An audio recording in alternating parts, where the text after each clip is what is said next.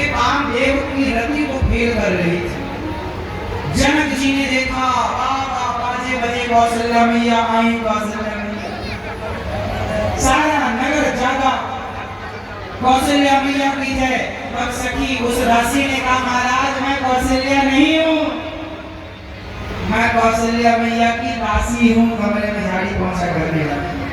जनक जी ने कहा, तुम कर लोगी ये काम? हाँ चलो बताओ कहाँ तुम्हारा दुआ। लो भैया, दासी गई, कच्चे सूत की बढ़िया रस्सी बनाई, उसमें लपेटा, कच्चे घड़े को पानी डाला। हे विधाता, यदि मैं सच्ची अयोध्या की नारी हूँ, सच्ची पतिव्रता हूँ, ये धागा टूटना नहीं चाहिए, घड़ा फूटना नहीं चाहिए। लो भैया, उस नारी ने डाल दिया घड़ा, कुएं में पानी भर के खींचने लगी। लोग देख रहे हैं, कब टूटे कब हम हंसी उड़ाएं, लेकिन क्या मजाल के टूट जाए। उसने निकाला और निकाल करके पूरे उपवन में पूरे वृक्षों पर सिंचन किया उस जल का। देखते देखते ही जनक जी का पूरा बगीचा हरा भरा 10 की 10 पहले की तरह। जय जयकार हुई, वो दासी घर आई। तब से जनक जी डर गए, हे भगवान, हम बुला रहे थे रानी को, आ गई दासी। सीता स्वयंवर में कहीं हम राम लक्ष्मण को बुलाएं और कहीं उनके दास वास आ जाए तो सीता का विवाह वंशी करना पड़ेगा, इस डर के मारे नहीं बुलाया। जनक जी डर गए कि अयोध्या की वो दासी इतनी बड़ी पतिव्रता है, वहां के दास दासी ऐसे हैं। हमने बुलाया और राम लक्ष्मण राम जी ना आए, और सोचे कि तू ही दास तू ही जा भैया तोड़ या धनुष वनस। अयोध्या का कोई भी तोड़ देता, इसमें कौन सी बड़ी बात है। राम जी की कृपा जिस पर हो जाए वो सब काम करने। इसी डर से जनक जी ने नहीं बुलाया, लेकिन राम जी गए, धनुष तोड़ा और जनकपुर दशरथ जी बारात लेकर आए। तीनों भैया का और विवाह संपन्न हुआ। प्रभु राम का विवाह माता सीता से। बताओ भरत जी का विवाह किनसे हुआ? आप बताओ, भरत जी की पत्नी का नाम बताओ। हाँ, रुक्मणी। भैया बताओ, बताओ भैया बताओ, भरत जी की पत्नी का नाम बताओ। हाँ, माता मांडवी। श्री लक्ष्मण जी की पत्नी का नाम बताओ भैया। माता उर्मिला। और शत्रुघ्न जी की पत्नी का नाम बताओ आप, काली बहन।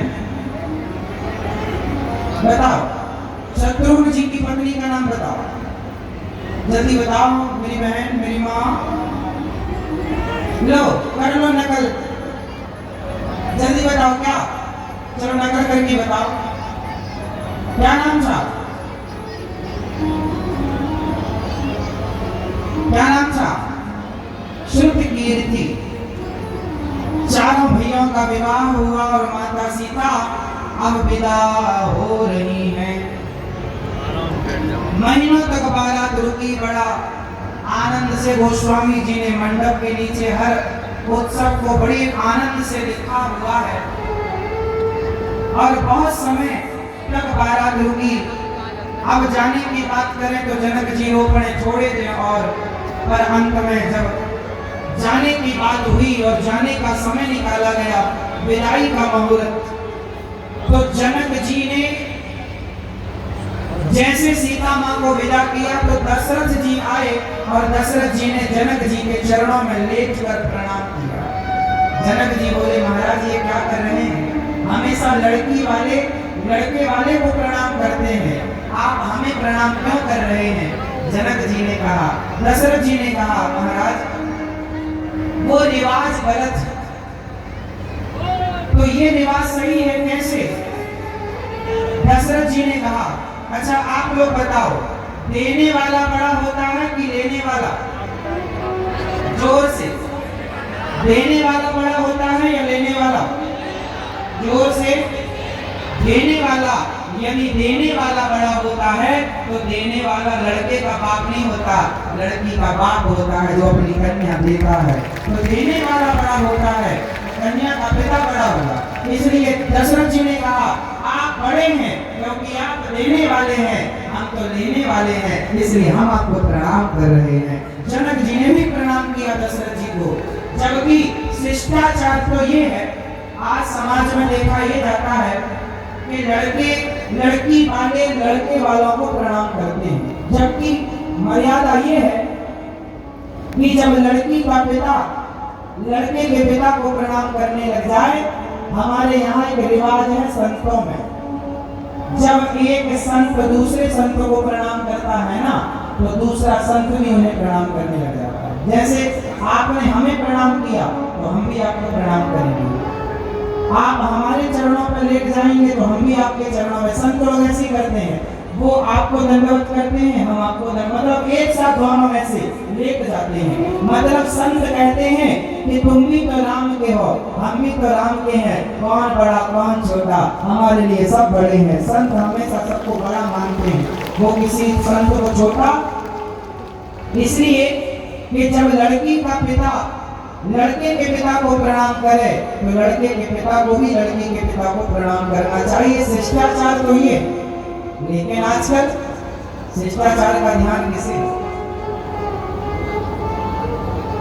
लड़की जब लड़की का विवाह होता है तो लोग पूछते हैं दहेज में क्या आया, क्या दिया, क्या मिला। हर आदमी बर्तन देखने आता है, गाड़ी घोड़ा रकम पैसा देखने लोग आते हैं।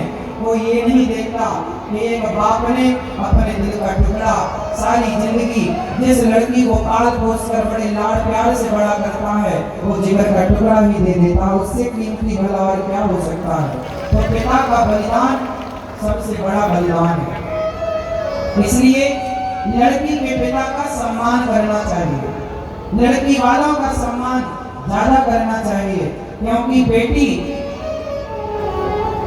आप में से कितने लोग मेरी बात को समझेंगे पता नहीं, लेकिन एक बात बताऊं, जो लड़की का बाप होगा, लड़की की विदाई, लड़की के विदा होने का दर्द वही लोग समझ सकते हैं जिनकी बेटियां हैं। जिनकी बेटियां नहीं है वो नहीं जानेंगे।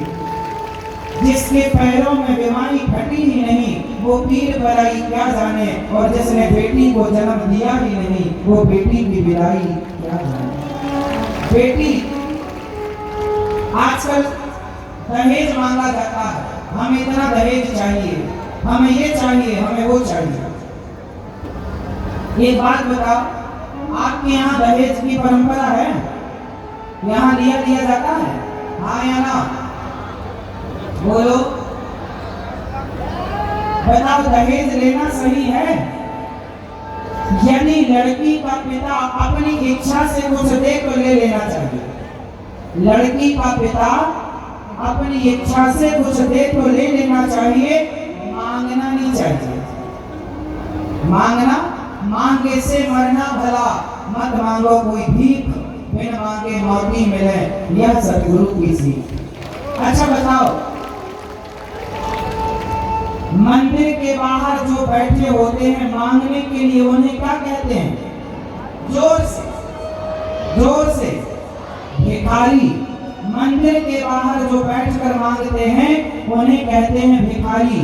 और कोठी बंगलों में बैठकर जो दहेज मांगते हैं उन्हें आप क्या कहेंगे?